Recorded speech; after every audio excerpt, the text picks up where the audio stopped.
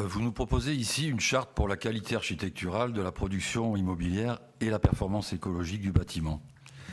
En soi, c'est un outil bienvenu pour encadrer le programme de bétonnage que vous soutenez à travers la ville. L'accent y est mis sur le respect des normes environnementales et énergétiques, très bien. Toutefois, il y manque un élément important pour un document destiné à promouvoir la qualité architecturale. C'est celui de l'identité architecturale, celui de l'harmonie du bâti, celui de l'embellissement de la ville, si ce n'est de la beauté des projets.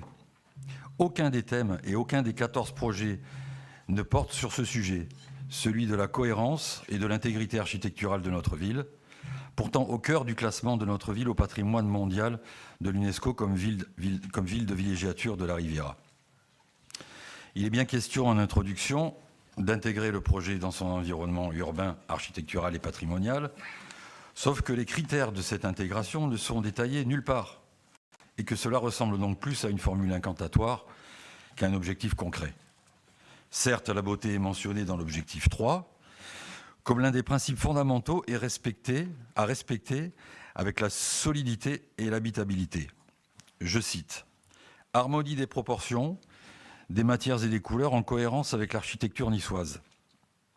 C'est pas mal, sauf que quand je passe sur la voie Matisse et aperçois le chantier d'Iconic, je ne vois ni harmonie des proportions, ni harmonie des matières, ni harmonie des couleurs en cohérence avec l'architecture niçoise. Finalement, la recommandation la plus précise est celle qui évoque en fin d'objectif 12 la couture urbaine entre le bâtiment projeté et son environnement, demandant à ce qu'elle fasse l'objet d'une attention particulière. Je lis encore, en s'intégrant de façon harmonieuse dans le site, en prenant en compte les lignes architecturales et urbaines du site, le projet contribue à la mise en valeur du secteur. Là encore, la silhouette cabossée d'Iconic me laisse songeur. Comment arrivez-vous à vous convaincre que le projet de M. Liebeskind corresponde à cette recommandation ?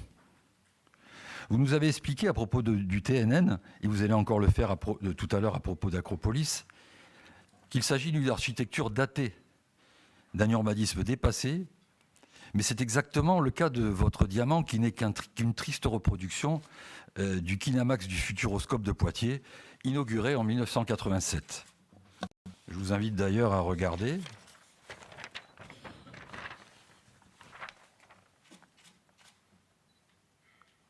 Le bâtiment représente un cristal de quartz signé d'un architecte français, Denis Laming.